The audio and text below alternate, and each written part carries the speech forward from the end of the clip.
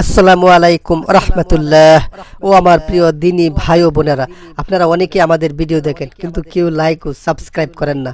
ভাইয়েরা, দিনী শিক্ষা প্রসারে অবশ্যই আমাদের চ্যানেলটি লাইক ও সাবস্ক্রাইব করবেন। নবী করিম সাল্লাল্লাহু আলাইহি ওয়াসাল্লাম দেখছেন এক বুড়ি দুই তিনটা বোঝা মাথায় উঠায়, ঘাড়ে উঠায়, পড়ে যায়। নবী করিম সাল্লাল্লাহু আলাইহি ওয়াসাল্লামের রহমতের নবীর দৃষ্টি আকৃষ্ট হলো। উঠ থেকে নেমে এগিয়ে গেলেন বুড়ির কাছে। বুড়ি, যাও কই?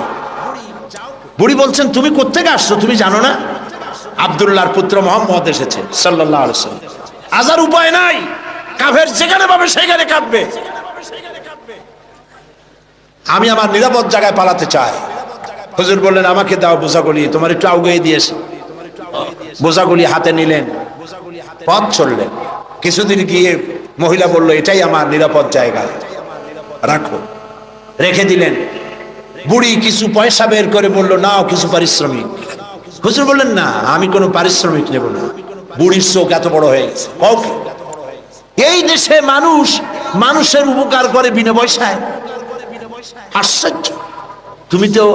তুমি যে আমার পেছন থেকে মালপত্র নিয়ে কেটে বড়নি, এই তো আমার কপাল। তুমি পয়সা নেবে না? কে তুমি? আল্লাহর নবী বলেন, বুড়িমা, যার ভয়েতে তুমি কাবা শরীফের নিকট থেকে নিরাপদ জায়গা যেটাকে মনে করেছে এই পর্যন্ত এসেছো, আমি সেই মক্কা নগরীর আব্দুল্লাহর এতিম পুত্র নবী মুহাম্মদুর রাসূলুল্লাহ। বুড়ি বলছেন, মুহাম্মদ সাল্লাল্লাহু আলাইহি ওয়াসাল্লাম তোমার বিরুদ্ধে নেতৃবৃন্দ এত বাজে কথা বলেছে, আমরা ভুল বুঝেছি। তুমি এত উদার, এত মহৎ, আগে বুঝতে পারি নাই, জানতে পারি নাই, ভুলের মধ্যে ছিলাম। আমি আর কাফের রইলাম না, আমিও মুসলমান হয়ে গেলাম। লা ইলাহা ইল্লাল্লাহু মুহাম্মাদুর রাসূলুল্লাহ। নবীজি মসজিদে হারামে প্রবেশ করলেন। সব নেতারা কলা পাতা, কচু পাতার মতো থরথর করে কাঁপছে। হুজুর জিজ্ঞেস করলেন, ও কুরাইশের নেতারা, আমার কাছে আজকে এই ধরনের ব্যবহার তোমরা আশা করো? তারা বললেন, ওদের রূহ কি আছে ভেতরে? সব ঠোঁটের কাছে এসে গেছে। বলছে, মুহাম্মদ সাল্লাল্লাহু আলাইহি ওয়াসাল্লাম একজন উত্তম ভ্রাতা, একজন উত্তম ভ্রাতুষ্পুত্রের কাছ থেকে যে ধরনের ব্যবহার আশা করা যায়, আমরা সেই ধরনের ব্যবহার আপনার কাছে আশা করি। নবীজি বললেন, কুরাইশের নেতারা শোনো, তোমাদের ব্যাপারে আমি আজ সেই কথাই বলবো যেই কথা বলেছিলেন আমার ভাই ইউসুফ আলাইহিস সালাম মিশরের প্রেসিডেন্ট হিসেবে। তিনি সিংহাসনে বসা, তার সামনে তার ভাইরা যখন তাকে না চিনে, তার কাছে যখন এসেছে খাদ্য খাবার নেওয়ার জন্যে, উনি তো ভাইগুলোকে চিনে ফেলেছিলেন। তিনি ওই 11 ভাই যারা তাকে কুয়ায় ফেলেছিল, ওই 11 ভাইয়ের ব্যাপারে আমার ভাই ইউসুফ আলাইহিস সালাম যে কথা বলেছিলেন, তোমাদের ব্যাপারেও আমি আজকে সেই একই কথা বলবো। লা তাসরিবা আলাইকুমুল ইয়াউম। আজ তোমাদের বিরুদ্ধে আমার কোনো অভিযোগ নাই, তোমাদের বিরুদ্ধে আমার কোনো বিদ্বেষ নাই, তোমাদের বিরুদ্ধে আমার কোনো প্রতিহিংসা নাই। সবাইকে মাফ করে দিলাম। আবু সুফিয়ানকে মাফ করে দিলাম। আবু সুফিয়ানের বাড়ি যারা আশ্রয় নেবে তাদেরকেও নিরাপত্তা দিলাম। সুবহানাল্লাহ। রাহমাতুল লিল আলামিন কাকে বলে? জনাবে মুহাম্মদ রাসূলুল্লাহ সাল্লাল্লাহু আলাইহি ওয়াসাল্লাম মক্কা দখল করলেন। তিনি যে যতগুলি যুদ্ধ করেছেন, কোন যুদ্ধই অফেন্সিভ ছিল না, সবগুলি ছিল ডিফেন্সিভ। যুদ্ধগুলো কি ছিল? আত্মরক্ষামূলক যুদ্ধ ছিল। তিনি আক্রমণ করেন নাই, আক্রান্ত হয়ে জবাব দিয়েছেন। তরবারি দিয়ে ইসলাম প্রচার হয় নাই, তরবারি দিয়ে ইসলাম প্রচার হয় না। ইসলাম প্রচার হয়েছে উদারতার ভালোবাসা দিয়ে। সেজন্যে বলতেছিলাম, নবী করিম সাল্লাল্লাহু আলাইহি সাল্লামের যত যুদ্ধ হয়েছে, কোন যুদ্ধ আক্রমণকারী তিনি ছিলেন না, আক্রান্ত হয়ে জবাব দিয়েছেন। এবং সমস্ত যুদ্ধে মুসলমান ছিল কম, কাফের ছিল বেশি। জয়যুদ্ধ হয়েছে কারা? বলেন না কারা? মুসলমানেরা। আল্লাহ মুসলমানদেরকে বিজয় দান করেছেন সর্বত্র, বদরে, ওহদে, সব জায়গায়। আবারও করবেন ইনশাআল্লাহ। ফিজায়ে বদরে পয়দা কুন ফেরেশতে তেরি নুসরত কো উতার सकते गर्दू से कतर अंदर कतर अभी। বদরের মুসলমানদের মতো ঈমান যদি তোমাদের তৈরি হয়, আজও আকাশ থেকে কাতারে কাতারে ফেরেশতা আল্লাহ রাব্বুল আলামিন তোমাদের জন্য নাজিল করে দিতে পারে। বদরের মাঠে মুসলমান 313 আর কাফের তো অগণিত। সেইখানে একজন মুসলমান দাঁড়িয়ে বলছিল, ইয়া রাসূলুল্লাহ, আমার কোনো অস্ত্র নাই, ইসলামের প্রথম জিহাদ, আমি কি নিয়ে যাব? একটা অস্ত্র দেন। হুজুর বললেন, আমার কাছে কোনো হাতিয়ার নাই। সাহাবী বললেন, হুজুর যা পারেন আপনার হাত দিয়া উঠাই আমার হাতে দেন। রাসূলুল্লাহ একটা শুকনা খেজুরের ডাল পাইলেন, শুকনা খেজুরের ডালটা তুলে নিজ হাতে সাহাবীর হাতে দিলেন।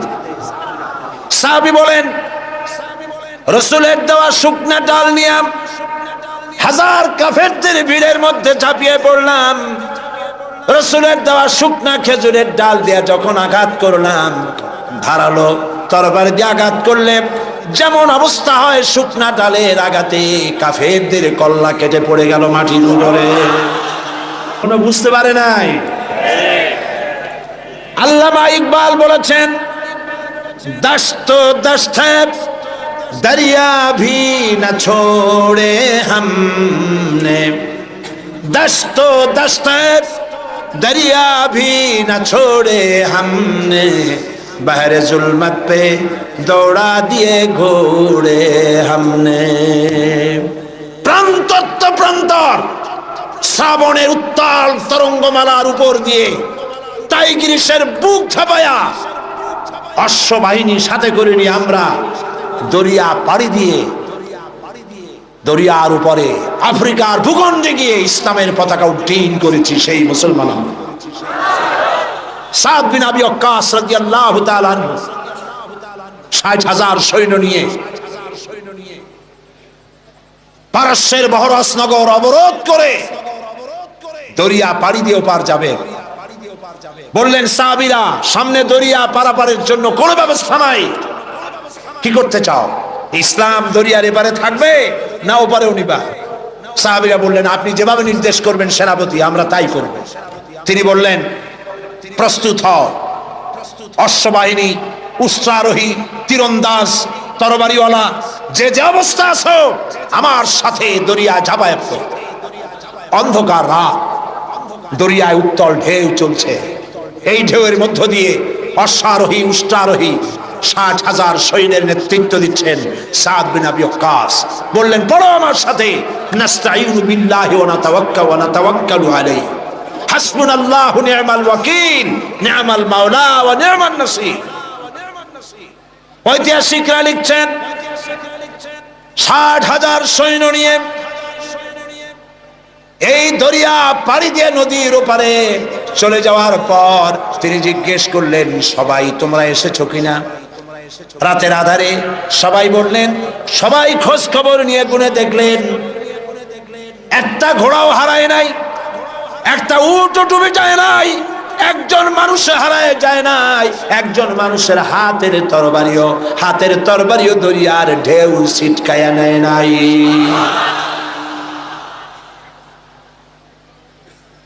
আফ্রিকার গভর্নর বুঝতে পেরেছে মুসলমানরা ঢুকেছে। সে তার সেনাপতিকে বলল, এই মুসলমানগুলির জায়গা করে দাও জঙ্গলের কাছে।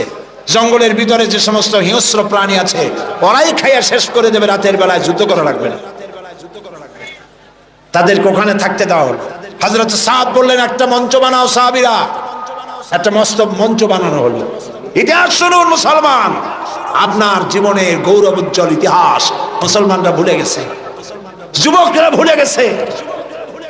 আজকের যুবকরা চিন্তা করেছে তারা সূর্য সেনের উত্তরসূরি। আজকের যুবকরা মনে করছে তারা রবীন্দ্রনাথের উত্তরসূরি। ও মুসলমান, সূর্য সেনের উত্তরসূরি তোমরা নও, তোমরা শহীদ তিতুমীর উত্তরসূরি, শাহজালালের উত্তরসূরি, খান জাহানের উত্তরসূরি, খালিদ বিন ওয়ালিদের উত্তরসূরি। মঞ্চের উপরে উঠে দাঁড়ালেন, মঞ্চ নির্মিত হয়ে গেল। হযরতে সাদ মঞ্চের উপরে দাঁড়িয়ে জঙ্গলের দিকে তাকিয়ে বললেন, লক্ষ্য করুন, আরে ভাই এত মানুষ, কারো তো পেশাব পায়খানা লাগতেই পারে, আপনারা পথ ছেড়ে দেন, তা না হলে আপনাদেরই অসুবিধা হবে। মঞ্চের উপরে দাঁড়িয়ে হযরতে সাদ বললেন, ইয়া আইয়াতুল হাসারাত ওয়াস সিবা, নাহনু আসহাবু রাসূলুল্লাহ সাল্লাল্লাহু আলাইহি ওয়াসাল্লাম, ফারজিউ ফাইন্না নাজিলুন, ফামান ওয়াজাদনা বাদাহু কাতালনাহু। ও জঙ্গলের হিংস্র প্রাণীরা, শুনে রাখো, আমরা আল্লাহর নবী রাসূলুল্লাহর সাহাবী, এই এলাকায় ইসলাম প্রচারের জন্য এই এলাকায় এসেছি, আমরা এখানে রাত কাটাতে চাই। সুতরাং তোমরা যারা এই জঙ্গলের ভিতরে হিংস্র প্রাণী আছো, আমাদের নিরাপত্তার কারণে এই এলাকা ছেড়ে অন্যত্র চলে যাও। আমার এই ঘোষণার পরে যদি কোনো হিংস্র প্রাণী আমাদের সামনে পড়ে যায়, তরবারি দিয়ে ফয়সালা করা হবে। কাফেরেরা চিন্তা করলো, পাগলেরা কয় কি, মঞ্চ বানাইয়া বাঘ সিংহরে ওয়াজ করতেছে, একটা কথা হইল। কাফেরেরা দেখলো হযরতে সাদের বক্তৃতার পরে মানুষের চক্ষু বিস্ফারিত করে জঙ্গলের ভিতর থেকে সিংহের লাইনে সিংহ, বাঘের লাইনে বাঘ, সাপের লাইনে সাপ, যার যার আন্ডা বাচ্চা মুখে নিয়ে লাইন করে জায়গা ত্যাগ করে চলে গেল। সেই মুসলমান আমরা, আবার সেই দিন ফিরে আসতে পারে, ফিরে আসবে ইনশাআল্লাহ। বলি ইনশাআল্লাহ। মুসলমান জীবন দিতে জানে, জীবন দিতে জানে। মুসলমান তাদের ঈমান নষ্ট করতে পারবে না। আমরা আর কিছু পারবো না, এদেশে বসে দোয়া তো করতে পারবো না, তাও পারবো না কেন? দুদায়েব, চেচনিয়ার প্রেসিডেন্ট দুদায়েব, তিনি রাশিয়ার আক্রমণে যখন চেচনিয়া তছনছ হয়ে যাচ্ছিল, তখন তিনি একটা নিউজ ইন্টারনেটে পাঠিয়েছিলেন, দৈনিক ইনকিলাব পত্রিকায় সেই খবরটা ছাপা হয়েছিল। তিনি বলেছিলেন, ও পৃথিবীর মুসলমানেরা, রাশিয়া আমাদের মারতেছে, আমাদের খাবার নাই, পড়ার নাই, প্রতিদিন আমরা মরছি, তোমরা আমাদেরকে খাবার দিলে না, আমাদেরকে অস্ত্র দিলে না, আমাদেরকে টাকা দিলে না, আমাদেরকে কিচ্ছু দিলে না, আমাদের পক্ষে কথাও বললে না।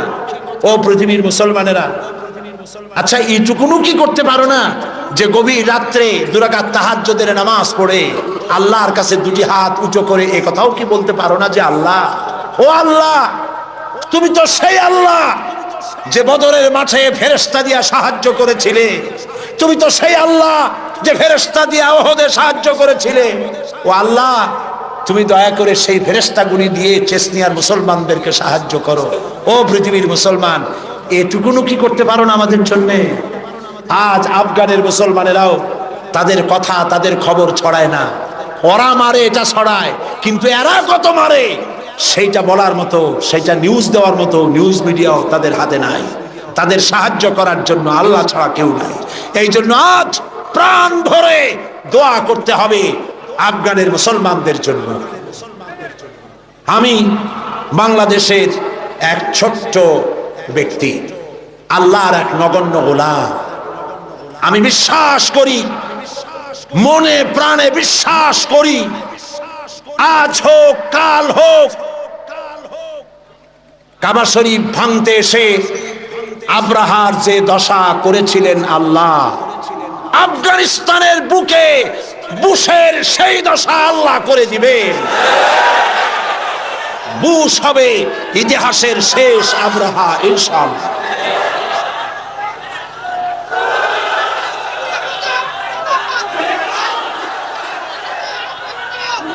সেজন্য আজ আমরা আমেরিকার ইঙ্গো মার্কিন যে হামলা মুসলমানদের উপরে হচ্ছে, আল্লাহর সাহায্য কামনা করব দোয়ার মাধ্যমে। যত মানুষ দাঁড়ায় আছেন রাস্তায়, যত মানুষ দাঁড়ায় আছেন আশেপাশে, সব দোয়ার জন্য বসে পড়বেন, মোনাজাত হবে। এত বড় মোনাজাত জীবনে আরেকটা পাবো কোন নিশ্চয়তা আছে? যে যেখানে দাঁড়াইছে বসা মানুষেরা বসায় দেন। এত বড় মোনাজাত যার কপালে নাই সে তো কপাল মোড়া। যে যেখানে দাঁড়িয়েছে বসায় দেন। আর জোরে সোরে জিকির করেন সাল্লাল্লাহু আলাইহি ওয়াসাল্লাম। তার সম্পর্কে সূরা আন-নাহলের মধ্যে আল্লাহ পাক বলেছেন, নবুয়ত রিসালাত সম্পর্কে আল্লাহ পাক কথাটা এভাবে বলেছেন, وعلى الله قصد السبيل ومنها جائر ولو شاء لهداكم أجمعين। আর সোজা রাস্তা বলে দেওয়ার দায়িত্ব আমার, যেখানে রয়েছে অসংখ্য বাঁকা পথ, আর আমি ইচ্ছে করলে গোটা পৃথিবীর সমস্ত মানব মণ্ডলীকে হেদায়েত করে দিতে পারতাম। সোজা রাস্তা বলে দেওয়ার দায়িত্ব আমার। সেই সোজা রাস্তা বলে দেওয়ার দায়িত্ব আল্লাহ নিজে গ্রহণ করে নবীদের পাঠিয়েছেন। এজন্য পৃথিবীর সর্বশ্রেষ্ঠ মানুষ হলেন আল্লাহর নবীরা। বলুন তো সর্বশ্রেষ্ঠ মানুষ কারা? যাদের কোনো ভুল নাই, ত্রুটি নাই। আজ লক্ষ লক্ষ জনতা সার্কিট হাউস ময়দানে পকেটের পয়সা খরচ করে এখানে এসেছেন, ঠিক কিনা বলুন? বাস ভাড়া, ট্রাক ভাড়া দেওয়া হয়েছে, রিক্সা ভাড়া দেওয়া হয়েছে, মাহফিলের পরে খেতে দেওয়া হবে শিবির, এমন কোনো কথা বলেছে? নিজের পয়সা খরচ করে জানতে এসেছি এমন একটি মানুষকে যিনি আমাদের বাংলাদেশি নন। মুহাম্মদ সাল্লাল্লাহু আলাইহি ওয়াসাল্লাম বাংলাদেশি। তিনি, তার গায়ের রং আমাদের রঙের মতো, তিনি আমাদের ভাষায় কথা বলতেন, তিনি আমাদের রক্ত সম্পর্কীয় আত্মীয়দের মধ্যে কেউ। তাহলে রক্ত সম্পর্কীয় আত্মীয়দের মধ্যে কেউ নন, আমার দেশের মানুষও নন, আমার রঙেরও নন, আমার ভাষারও নন। অথচ এই ব্যক্তির জন্য লাখো লাখো জনতা ঢল নেমেছে সার্কিট হাউস ময়দানে। এই ঢল নেমেছে কি সাইদিকে দেখার জন্য? নিশ্চয়ই নয়। আজকের এই ঢল নেমেছে বিশ্ব নবী মুহাম্মদ রাসূলুল্লাহ সাল্লাল্লাহু আলাইহি সাল্লামকে জানার জন্য। কেন এই আগ্রহ? আচ্ছা, এই আগ্রহ কি শুধুমাত্র খুলনার মানুষের? না, গোটা বিশ্বের সমস্ত মানুষের মুহাম্মদ সাল্লাল্লাহু আলাইহি সাল্লামের প্রতি আগ্রহ। কারণ দুনিয়ায় যত নেতা এসেছেন, সমস্ত নেতা কথা বলেছেন, সংগ্রাম করেছেন নিজের দেশের জন্য, সংগ্রাম করেছেন, লড়াই করেছেন, জেল খেটেছেন, কষ্ট করেছেন, বক্তব্য রেখেছেন নিজের দলের জন্য, দেশের জন্য, নিজের ভাষার জন্য, নিজের আঞ্চলিক এলাকার জন্য, ঠিক কিনা বলেন? পৃথিবীর যে কোনো দেশের নেতা এই চরিত্রে, প্রত্যেকটি নেতা, পৃথিবীর যে কোনো নেতার নাম আপনি বলবেন, সব নেতা নিজের অঞ্চল, নিজের ভাষা, নিজের মানুষ, নিজের দল, এই জন্যই কথা বলেছে সারা দুনিয়ায়। বিশ্ব মানবতার জন্য কথা বলেছেন, নারীর জন্য, সাদা মানুষের জন্য, কালো মানুষের জন্য, নির্যাতিত মানবতার জন্য, শ্রমিকের জন্য, কৃষকের জন্য, বিশ্বব্যাপী সমস্ত মানুষের অধিকারের কথা পৃথিবীতে একজনই বলেছেন, যার নাম বিশ্ব নবী, বিশ্ব নেতা, সাইয়্যিদুল মুরসালিন, আশরাফুল আম্বিয়া, মুহাম্মদুর রাসূলুল্লাহ সাল্লাল্লাহু আলাইহি ওয়াসাল্লাম। আপন চরিত্র মাধুর্য দিয়ে পৃথিবীকে তিনি জয় করেছেন। তিনি যুদ্ধ করে পৃথিবীকে জয় করেননি, যুদ্ধ করে মানুষকে পদানত করেননি। তিনি মানুষের মন জয় করেছেন, মানুষকে আকর্ষণ করেছেন অনুপম চরিত্র মাধুর্য দিয়ে। আল্লাহর নবী মুহাম্মদ রাসূলুল্লাহ, সবাই বলেন সাল্লাল্লাহু আলাইহি ওয়াসাল্লাম, তার চরিত্রের প্রতি আকৃষ্ট হয়েছেন গোটা বিশ্ব। আল্লাহ পাক নিজেই যার চরিত্রের সার্টিফিকেট দিচ্ছেন। আল্লাহ রাব্বুল আলামিন বলেন, ওয়া ইন্নাকা লাআলা খুলুকিন আযীম। নবী হে, আপনি হচ্ছেন মহান চরিত্রের অধিকারী। সুবহানাল্লাহ বলবেন না? কে দিচ্ছেন এই সার্টিফিকেট? কে দিচ্ছেন? ও নবী, আপনি মহান চরিত্রের অধিকারী, খুলুকিন আযীম। আযীম কাকে বলে? আরবিতে চওড়া জিনিসকে বোঝাবার জন্য বলা হয় আরিদ। গভীরতাকে বোঝাবার জন্য আরবিতে বলা হয় আমিক। কিন্তু যে চওড়া মাপা যায় না, কত চওড়া মাপার মতো কোনো ফিতা নাই, কত গভীর তা মাপার মতো কোনো যন্ত্র নাই। এত সীমাহীন চওড়া, সীমাহীন গভীর যে জিনিস, তাকেই বলা হয় আযীম। নবী হে, আপনি এমন মহান চরিত্রের অধিকারী যা পৃথিবী কেউ মেপে কুলাতে পারবে না। সুবহানাল্লাহ। এই সার্টিফিকেট দিচ্ছেন আল্লাহ রব্বুল আলামিন নিজেই। পৃথিবীর মধ্যখানে আল্লাহ তাকে পাঠালেন। শৈশব, কৈশোর, যৌবন কাটালেন যে মানুষদের মধ্যে, তারা তাকে আল আমিন বলল, সত্যবাদী বলল, বিশ্বাসী বলল। জীবনে একটি মিথ্যে কথা বলেন। আপনারা বলেন এটা কত বড় কথা, এইটা কত বড় কথা। সারা জীবনে একটি মিথ্যে কথা উচ্চারণ করেননি মুখ দিয়ে। সুবহানাল্লাহ বলবেন না? কাউকে ঠকাননি, কাউকে প্রতারণা করেননি, কাউকে নিন্দা করেননি, কাউকে গালমন্দ করেননি, পরচর্চা, পরনিন্দা করেননি, কাউকে ব্যথা দেননি। সারা জীবন অন্যের ব্যথা শুনে ব্যথা মুছেছেন দুই হাতে, নিজে ব্যথা পেয়েছেন, কাউকে ব্যথা দেন নাই। বিশ্বনবী মুহাম্মদ সাল্লাল্লাহু আলাইহি ওয়াসাল্লাম, আল্লাহ পাক এই সুন্দর মানুষটিকে, এই মহান মানুষটিকে পৃথিবীতে পাঠালেন কি জন্য? আল্লাহ রাব্বুল আলামিন কোরআনে কারীমের ভিতরে পরিষ্কার করে বলেছেন, হুয়াল্লাযী আরসালা রাসূলাহু বিল হুদা ওয়া দীনিল হক লিইয়ুযহিরাহু আলাদ-দীনি কুল্লিহি ওয়ালাউ কারিহাল মুশরিকুন। আল্লাহ হচ্ছেন তিনি যিনি তার রাসূলকে দ্বীন হক, সত্যের বিধান সহকারে পৃথিবীতে পাঠিয়েছেন, এই জন্যে যাতে করে তিনি সমগ্র বিশ্বের মানুষের উপরে আল্লাহর আদর্শ, আল্লাহর ইসলামকে বিজয়ী করে দেন। তাতে যদিও তাতে এ বিষয় কাফেরদের কাছে অসহনীয়, কাফেরদের কাছে তা যতই অসহনীয় হোক, আল্লাহ পাক নবীকে এজন্য পাঠিয়েছেন পৃথিবীর মানব রচিত সকল মতবাদের উপরে আল্লাহ পাকের নবী বিজয়ী করে দেবেন। কোনটাকে? আপনারা শুনতেছেন না বোধহয় ঠিক মতো। কোনটাকে? ইসলাম। ইসলামকে বিজয়ী আদর্শে পরিণত করার জন্য আল্লাহ পাক তার রাসূলকে পৃথিবীর বুকে পাঠালেন। নবী করিম সাল্লাল্লাহু আলাইহি ওয়াসাল্লাম দ্বীনের দাওয়াত শুরু করেছেন। 40 বছর বয়সের সময় নবুয়ত পেলেন। উতর কর গারে হেরা সে সুয়ে কওম আয়া, উতর কর গারে হেরা সে সুয়ে কওম আয়া और एक नुस्खे किमिया सतलाया। হেরা পাহাড় থেকে নবী করিম সাল্লাল্লাহু আলাইহি সাল্লাম নেমে আসলেন, হাতে আনলেন পরশ পাথর। সেই পরশ পাথরের নাম হচ্ছে কোরআন শরীফ। সুবহানাল্লাহ বলুন।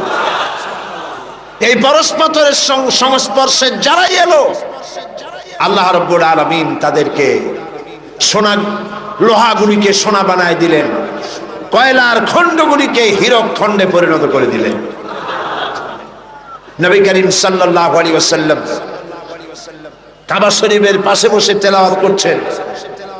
আবু জাহেল, আবু লাহাবরা, যারা মুহাম্মদ সাল্লাল্লাহু আলাইহি ওয়াসাল্লামকে বলতো আল আমিন, বলতো সাদেক, বলতো, তারা এখন আর এই সম্বোধন করতে রাজি নয়। তারা বুঝতে পেরেছে তাদের আদর্শের দিন শেষ, তাদের নেতৃত্বের দিন শেষ। মুহাম্মদ সাল্লাল্লাহু আলাইহি সাল্লাম নতুন এক আদর্শ নিয়ে এসেছেন, এই আদর্শের কাছে যেন কেউ না যেতে পারে। সেই জন্য তারা বলল মুহাম্মদ সাল্লাল্লাহু আলাইহি সাল্লাম পাগল হয়ে গেছে। বলেন নাউজুবিল্লাহ। নবী করিম সাল্লাল্লাহু আলাইহি সাল্লামকে পাগল বলা হলো। রসুলকে যদি পাগল বলা হয় আঘাত লাগে কোথায়? আল্লাহর অস্তিত্বে আঘাত লাগে। ওরা মুহাম্মদ সাল্লাল্লাহু আলাইহি সাল্লামকে পাগল বলল, আল্লাহ পাক জবাব দিবে। আল্লাহ রাব্বুল আলামিন কাফিরদের এই গালির জবাবে আল্লাহ পাক শোনায় দিলেন, ওয়া মা সাহিবুকুম বিমাজনুন, তোমাদের সাথী পাগল নন। তোমাদের সাথী সারা জীবন তোমরা যার সাথে ছিলে পাগলামির কি দেখলে? আসল পাগল কারা তা খুব শীঘ্রই প্রতীয়মান হবে, সকলের সামনে স্পষ্ট হবে। প্রিয় ভাই সব, হজের মৌসুম এলো। মুহাম্মদ সাল্লাল্লাহু আলাইহি সাল্লাম কাবা শরীফের পাশে বসে তেলাওয়াত করছেন, তখনও তার নাম চতুর্দিকে ছড়ায় নাই। ওরা ছড়াচ্ছে পাগল বলে, জেনে ধরা রুগী বলে, কাহেন বলে, সাহের বলে, গণক, জাদুকর, পাগল, এই সব ছড়াচ্ছে। আর আল্লাহ পাক বলছেন, ওয়ারাফানা লাকা যিকরাক, ওয়ারাফানা লাকা যিকরাক, ও নবী আপনার প্রশংসার দিগন্তকে বিশ্বব্যাপী উন্মোচিত করে দেব আমি আল্লাহ রাব্বুল আলামিন। দেখেন আল্লাহর হিকমত। নবীর নাম, তখন তো রেডিও নাই, ওই যুগটা চিন্তা করেন। রেডিও নাই, টেলিভিশন নাই, পত্রপত্রিকা নাই, ক্যাসেট নাই, ভিসিডি নাই, সিডি নাই, ভিডিও নাই। এক জায়গার খবর আর এক জায়গায় পৌঁছতে বহুদিন লেগে যায়। আল্লাহর কুদরত দেখুন প্রচারে। হজের মৌসুমে সিরিয়া থেকে, ওমান থেকে, ইয়েমেন থেকে, বাহরাইন থেকে, কুয়েত থেকে, চতুর্দিক থেকে লোকেরা এসেছে হজের মৌসুমে। মুহাম্মদ সাল্লাল্লাহু আলাইহি সাল্লাম তেলাওয়াত করছেন কাবার পাশে বসে। আবু জাহেল তাবুতে তাবুতে গিয়ে বলছে, এই লোকেরা শোনো, আমাদের দেশে একটা জেনে ধরা রুগী, আত পাগলা টাইপের লোক, নাম তার মোহাম্মদ। বলেন নাউজুবিল্লাহ। ও গালি দিয়ে শোনাচ্ছে, লোকটি পাগল হয়েছে। ওই যে দেখা যায় কি যেন পড়তেছে, তার কাছেও যাবে না, শুনবাও না কি বলে। এরা তো নাম জানতো না। আবু জাহেল নামটা শোনায় দিয়েছে। লোকেরা মনে করলো এরা হলো কুরাইশদের নেতা। পাগল, পাগলের কাছে যেতে নিষেধ করেছে, কি বলে তা শুনতে নিষেধ করেছে। ঠিক আছে, শুনবো না। কানের মধ্যে 2 আঙ্গুল ঢুকায় দিছে, কিন্তু পাগলটা কেমন তা তো একটু দেখে আসে। এরা পাগল দেখতে গিয়েছে। কাবার পাশে এসে নবীজির চেহারা মোবারকের উপরে যখন নজর পড়েছে, নিজেদের মুখ থেকে বেসাখতা স্বাগতোক্তি নিজেদের মুখ থেকে বেরিয়ে গেল, পাগল কি এত সুন্দর হয়? আমরা তো পাগল দেখেছি আমাদের দেশে, মাথার চুল থাকে উস্কো খুস্কো, দাঁতে থাকে ময়লা, জামার বোতাম নিচেরটা থাকে উপরে, কাপড় চোপড় অবিন্যস্ত।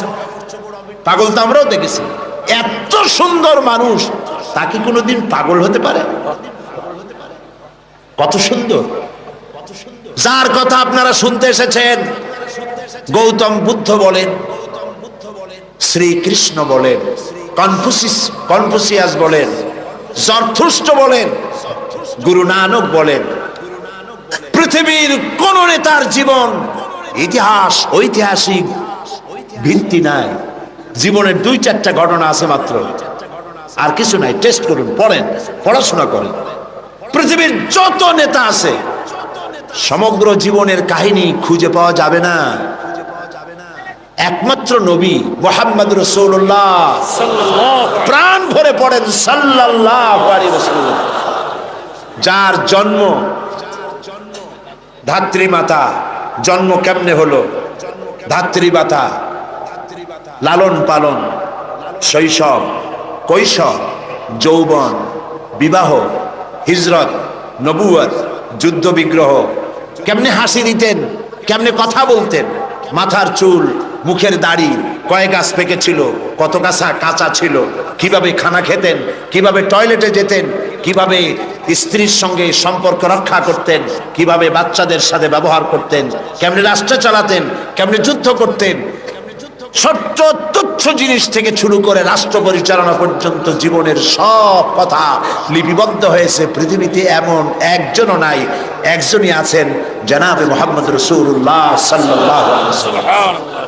শামাইলে তিরমিজি, শামাইলে তিরমিজি বাংলা হয়ে গেছে, মেহেরবানি করে পড়েন, মেহেরবানি করে পড়েন, পড়ে দেখুন রাসূলুল্লাহর জীবনে কেমনে খানা খাইতেন, কেমনে হাঁটতেন, কেমনে বসতেন, কেমনে হাসতেন, কেমনে কাঁদতেন, সব লিপিবদ্ধ হয়েছে, কোনো কথা বাদ পড়ে নাই। সুবহানাল্লাহ। কারণ পৃথিবীর নেতারা তাদের জীবন দুই ভাগে বিভক্ত, একটা হচ্ছে পার্সোনাল লাইফ, আর একটা হচ্ছে প্রাইভেট, কি বলে public life, public character, personal character. চরিত্রটা দুই রকম, ব্যক্তিগত চরিত্র আর মানুষের সামনে দেখাবার মতো আরেকটা চরিত্র। নবী করিম সাল্লাল্লাহু আলাইহি ওয়াসাল্লামের চরিত্র এরকম ছিল না। কোন নেতা এই সাহস করবে না তার স্ত্রীকে বলার, স্ত্রীর কাছেই তার স্বামীর সমস্ত দুর্বলতা স্ত্রীর জানা থাকে। কথা ঠিক কিনা? কে সাহস করবে তার ড্রাইভারকে বলবে, তার স্ত্রীকে বলবে, তার বন্ধুদেরকে বলবে, আমার ছাত্র জীবন থেকে শুরু করে এই পরিণত বয়স পর্যন্ত যা যা যেখানে যা করেছি দিনে রাত্রে সব বলে দাও মানুষের কাছে? পারবে না। পারবেন বিশ্ব নবী মুহাম্মদ রাসূলুল্লাহ সাল্লাল্লাহু আলাইহি ওয়াসাল্লাম। আল্লাহর নবী সাহাবায়ে কিরামদের বলেছেন, ও আমার সাহাবীরা, দিনের আলোতে আমার ভিতরে যে আচরণ তোমরা দেখতে পাও, রাতের আধারে আমার ভিতরে যে আচরণ তোমরা দেখতে পাও, ও আমার স্ত্রীরা, রাতের আধারে কপাট বদ্ধ রুমের ভিতরে আমার যে আচরণ দেখতে পাও, বদ্ধ দরজার বাইরে দিনের বেলায় রাতের বেলায় যে আচরণ আমার দেখতে পাও, যে চাল চলন দেখতে পাও, সব কিছু খুলে খুলে মানুষের সামনে বলে দাও। এরকম আসতে কইলেন সুবহানাল্লাহ। এই হলেন বিশ্বনবী, এই হলেন বিশ্বনবী। ফাইনা তাযহাবুন, ও মুসলমানেরা, আসল নেতা থুইয়া কোন নেতার পিছনে দৌড়াও? হায় রে কপাল পোড়া মুসলমান, তোমার নেতা আমার নেতা সাতামাতা সাতামাতা এইসব মাইনসে কয়।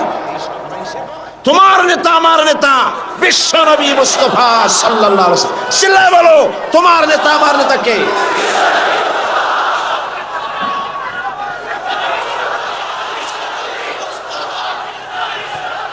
জনাবে মুহাম্মদ রাসূলুল্লাহ, জনাবে মুহাম্মদ রাসূলুল্লাহ। সবাই বলেন সাল্লাল্লাহু আলাইহি ওয়াসাল্লাম। সুবহানাল্লাহ, কি চরিত্র, কি সুন্দর। হযরত আনাস রাদিয়াল্লাহু তাআলা আনহু 8.5 বছরের কিশোর, একেবারে বাচ্চা না, 8.5 বছরের কিশোর মুহাম্মদ সাল্লাল্লাহু আলাইহি ওয়াসাল্লামের খেদমতে নিয়োজিত হয়েছেন। আপনারাই বলেন, 8.5 বছরের ছেলে, সে কি সব কথা বোঝে? তারে যদি বলা হয় গরম পানি আনো, সে তো ফ্রিজের পানি নিয়ে আসবে, বুঝতে পারবে না। স্যান্ডেল আনো, আনবে জুতা। বিছানা বিছাও, বিছানা উঠায় দেবে। ছোট্ট মানুষ তো, ভুল হইতেই পারে। সে আনাস রাদিয়াল্লাহু তাআলা আনহু কি বলছেন রাসূল সম্পর্কে? আহার, হযরত আনাস বলেন, 8.5 বছর বয়স থেকে নিয়ে একটানা 10 বছর পর্যন্ত নবী মুহাম্মদ রাসূলুল্লাহ সাল্লাল্লাহু আলাইহি ওয়াসাল্লামের খাদেম হিসেবে হুজুরের সাথে থাকার সৌভাগ্য আমার হয়েছিল। 10টি বছরের ভিতরে একটি বারের জন্য আল্লাহর নবী আমাকে চোখ রাঙায়া ধমকের সুরে একবারও বলেন নাই, আনাস এটা কেন করেছো অথবা এটা কেন করো নাই। সেই হযরত আনাস বলেন, একবার নিয়ে গেলাম রাসূলকে আমার বাড়ি দাওয়াত খাওয়াইতে। হুজুর সাল্লাল্লাহু আলাইহি ওয়াসাল্লাম আমার বাড়িতে খানা খেয়ে বাইরে বেরিয়েছেন। ওটা ছিল পূর্ণিমার রাত। বাইরে এসে একবার পূর্ণিমার চাঁদের দিকে তাকান, আর একবার রসুলের চেহারার দিকে তাকান। বারবার তাকাতাকি করছে। আমি প্রশ্ন করলাম, মা, পূর্ণিমার চাঁদ আর রসুলের চেহারায় বারবার তাকাইয়া দেখো কি? মা আমার বলল, আনাস রে,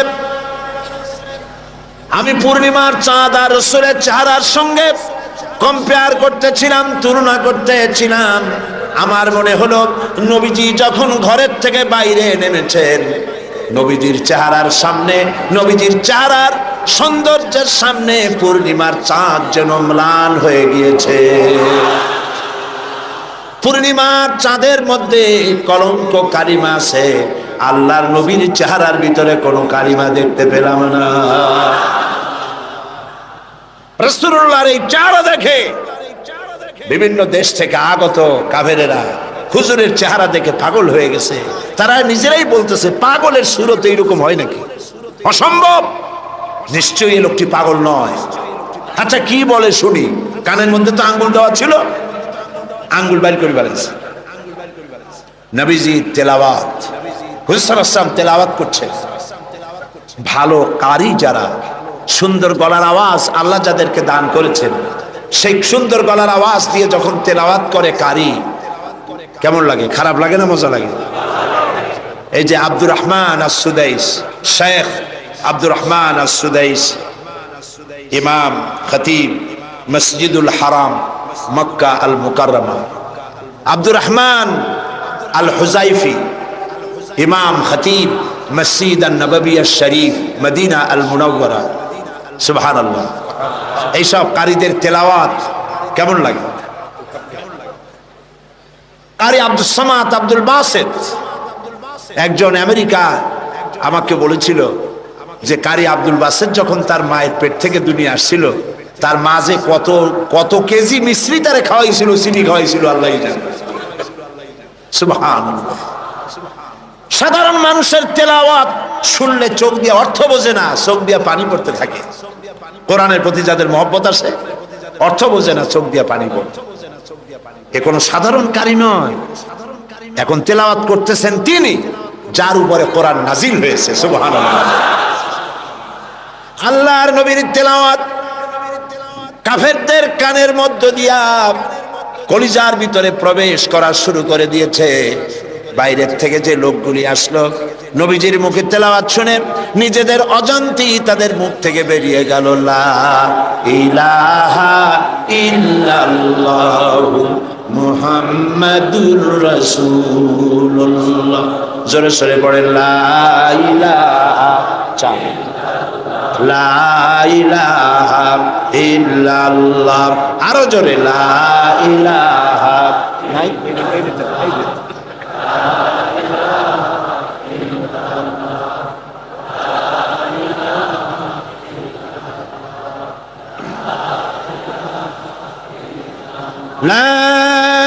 ইলাহা ইল্লাল্লাহু মুহাম্মাদুর রাসূলুল্লাহ। নবী করিম সাল্লাল্লাহু আলাইহি ওয়াসাল্লামের অনুপম চরিত্র মাধুর্যের মধ্য দিয়ে ইসলামের দাওয়াত ছড়িয়ে পড়ল সবখানে। সিরিয়া, কুয়েত, কাতার, বাহরাইন, মিশর সব দিকে ছড়িয়ে পড়তে লাগলো। কাফেরেরা বাধার বিন্ধ্যাচল সৃষ্টি করলো। তারা নেতৃত্ব দিতে চাইলো, রাসূলুল্লাহ নেতৃত্ব নেন নাই। আবু তালেব বলেছিল, আবু তালেবের তারা কি বলেছিল, মুহাম্মদ সাল্লাল্লাহু আলাইহি ওয়াসাল্লামকে শুধু একটা প্রস্তাব দেন, সোনা দানা সুন্দরী নারী যা চায় সব দেব, তবু যেন লা ইলাহা ইল্লাল্লাহ এই দাওয়াতটা যেন না দেয়। তাহলে বোঝেন লা ইলাহা ইল্লাল্লাহ কত কি বিপ্লবাত্মক কথা। আমরা বুঝি না বলে আমাদেরকেও অ্যাকশন করে না, যারা শোনে না, যারা শোনে তাদের মধ্যেও অ্যাকশন করে না। মুহাম্মদ সাল্লাল্লাহু আলাইহি ওয়াসাল্লামের কাছে যখন এই প্রস্তাব গেল, এই প্রস্তাব তিনি মেনেছিলেন? মেনেছিলেন। আল্লাহর নবী বলেছিলেন, চাচা আবু তালেব নেতৃবৃন্দকে শুনিয়ে দেন, সোনা দানা টাকা পয়সা তো দূরের কথা, যেটা তারা দিতে পারবে না, তাও যদি তারা দিতে পারে আকাশের ওই সূর্যটা এনে যদি ওরা মুহাম্মদ সাল্লাল্লাহু আলাইহি ওয়াসাল্লামের হাতে, ডান হাতে উঠায় দেয়, আকাশের ওই পূর্ণিমার চাঁদটা ধরে এনে ওরা যদি মুহাম্মদ সাল্লাল্লাহু আলাইহি ওয়াসাল্লামের বাম হাতে তুলে দেয়, এর বিনিময় আল্লাহর নবী মুহাম্মদ রাসূলুল্লাহ সাল্লাল্লাহু আলাইহি ওয়াসাল্লাম এক মুহূর্তের জন্য তাওহীদের দাওয়াত বন্ধ করে দেবে না। আমি এসেছি পৃথিবীর বুকে ইসলামকে বিজয়ী করার জন্য। আল্লাহ পাক তার রাসূলকে সাহায্য করলেন, 13 বছর মক্কায় থেকে লোক তৈরি করলেন। বন্ধুরা, ইসলাম শুধু নামাজ, রোজা, হজ, যাকাত সর্বস্ব নয়। ইসলাম কমপ্লিট কোড, এটা হলো পূর্ণাঙ্গ জীবন বিধান যা মানুষের জীবনের সবটাকে কন্ট্রোল করে। এটা বুঝতে চায় না ধর্ম নিরপেক্ষবাদীরা। আল্লাহ তৈরি করেছেন ইসলাম, শয়তান তৈরি করেছে সেকুলারিজম। ধর্মনিরপেক্ষ মতবাদ কে তৈরি করেছে? জোরে বলেন, কে করেছে?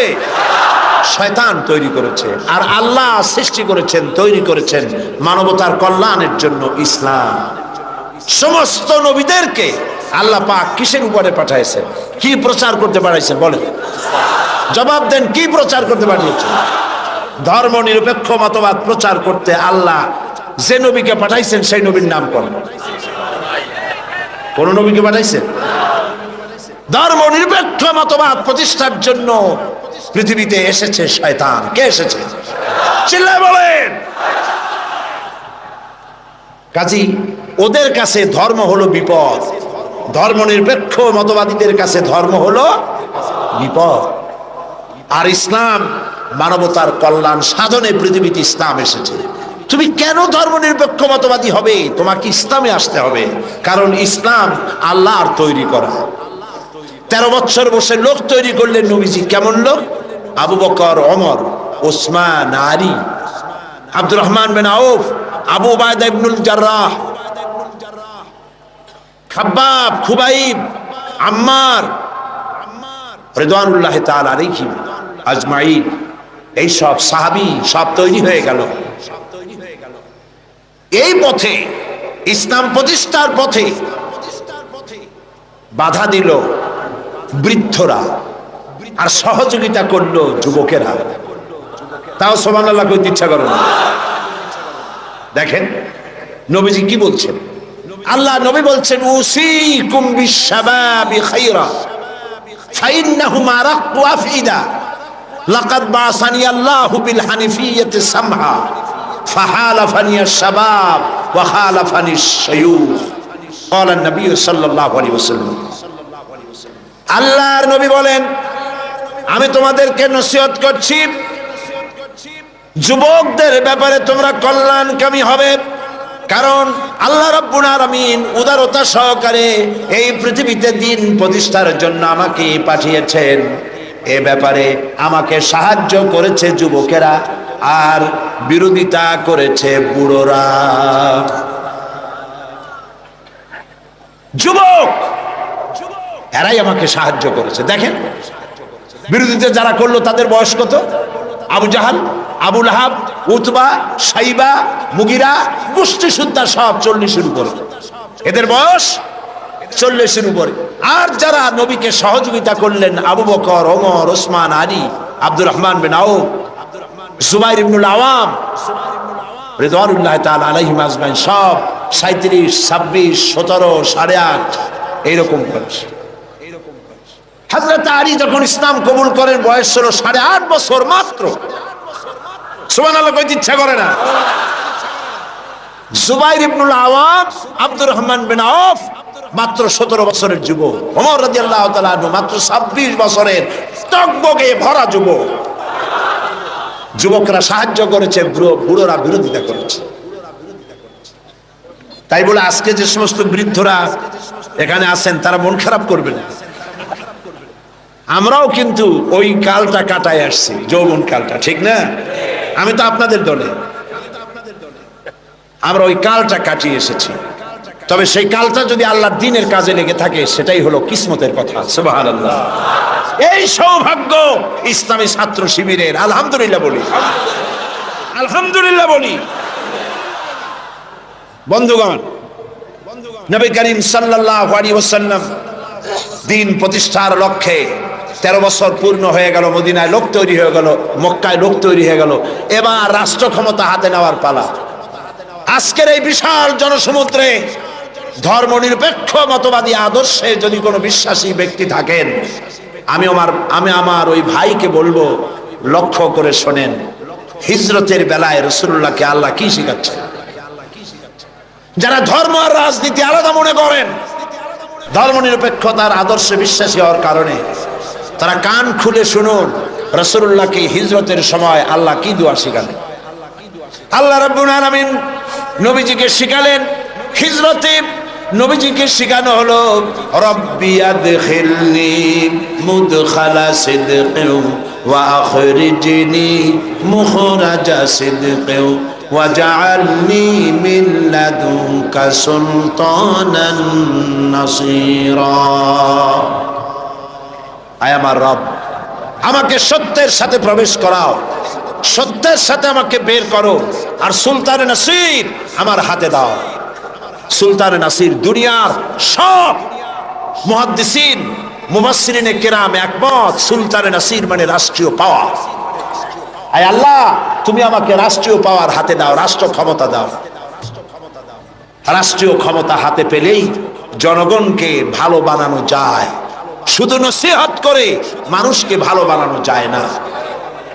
ঠিক কিনা বলেন? ঠিক কিনা বলেন? রাষ্ট্রীয় ক্ষমতা হাতে থাকতে হয়। রাষ্ট্রীয় ক্ষমতা যদি ভালো মানুষের হাতে থাকে, মানুষ ভালো হয়। খারাপ মানুষের হাতে থাকলে মানুষ খারাপ হয়ে যায়। কারণ উপরের পানি নিচে নামে, নিচের পানি কখন উপরে যায় না। রাষ্ট্রের হুকুম মতোই তো দেশ চলে। এই রাষ্ট্রীয় ক্ষমতায় যারা থাকে, তারা যদি সন্ত্রাসী না হয়, জনগণ সন্ত্রাসী হইতে পারে না। রাষ্ট্রীয় ক্ষমতায় যারা থাকে, তারা যদি দুর্নীতিবাজ না হয়, তাহলে জনগণও দুর্নীতিবাজ হইতে পারে না। রাষ্ট্রীয় ক্ষমতায় ভালো মানুষ যদি যায়, তাহলে দেশ ভালোভাবে চলতে পারে। ঠিক কিনা? আল্লাহর নবী আরো বলেছেন, আকাশের অসংখ্য তারকা পুঞ্জের ভেতরে পূর্ণিমার চাঁদের যে মর্যাদা, আল্লাহ রব্বুল আলামিনের নবী বলেন, আমার উম্মতের মধ্যে আমার উলামাদের সেই মর্যাদা। এদেশে ইসলাম, সততা, চরিত্র, দ্বীন, ঈমান যতটুকু টিকে আছে, তা আলেমদের কারণে, হাক্কানি পীর বুজুর্গদের কারণেই তা টিকে আছে। সুবহানাল্লাহ বলেন, আলহামদুলিল্লাহ বলেন। ইসলামী আন্দোলন, আলেম ওলামা, পীর বুজুর্গ, মাদ্রাসা মসজিদ, এরা এদেশের ঈমান, আমান, চরিত্র, দ্বীন, আমানতদারি, টুপি, দাড়ি এরাই টিকায় রাখছে। আলহামদুলিল্লাহ বলেন। সেজন্য ভাইরা, নবী করিম সাল্লাল্লাহু আলাইহি ওয়াসাল্লাম পৃথিবীতে এসেছিলেন দ্বীন প্রতিষ্ঠার জন্য। কাফেরেরা বরদাস্ত করতে পারে নাই। তারা চেয়েছে আল্লাহর দ্বীনকে দুনিয়া থেকে মিটায় দেবে। ওরা চায় দ্বীন মিটায় দেবে, আল্লাহ চান দ্বীন প্রতিষ্ঠা করবেন। কথা টিকবে কার? বলেন টিকবে কার? আল্লাহ রাব্বুল আলামিনের কথাই টিকবে। কালিমাতুল্লাহে হিয়াল উলিয়া, আল্লাহর কথাই সর্বোচ্চ থাকবে। আল্লাহ রাব্বুল আলামিন কোরআনে কারীমের মধ্যে বলে দিয়েছেন, ওয়ালা তাহিনু ওয়ালা তাহজানু ওয়া আনতুমুল আ'লাউনা ইন কুনতুম মুমিনিন। কোনো ভয় নাই, কোনো চিন্তা নাই, যদি তোমরা মুমিন হও, আমি আল্লাহ রাব্বুল আলামিন তোমাদেরকে জয়ী করে দেব। বিজয় তোমরাই লাভ করবে। নবী করিম সাল্লাল্লাহু আলাইহি ওয়াসাল্লাম হিজরত করলেন, মক্কা শরীফ থেকে মদিনায় চলে এলেন। তিনি আজ মদিনা স্টেটের প্রেসিডেন্ট। সুবহানাল্লাহ বলেন। রাতের আধারে এসেছেন, রাতের আধারে এসেছেন। একজন মানুষ সাথে নিয়ে, আজ রাসূলুল্লাহ প্রেসিডেন্ট। বদরের বিজয় হয়েছে,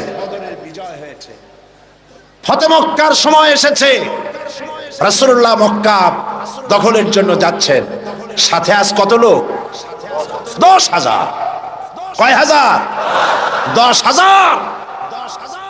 সেনাবাহিনী সাহাবীদের সাথে নিয়ে চলেছেন, হাতে 10,000 তরবারি চকমক করছে।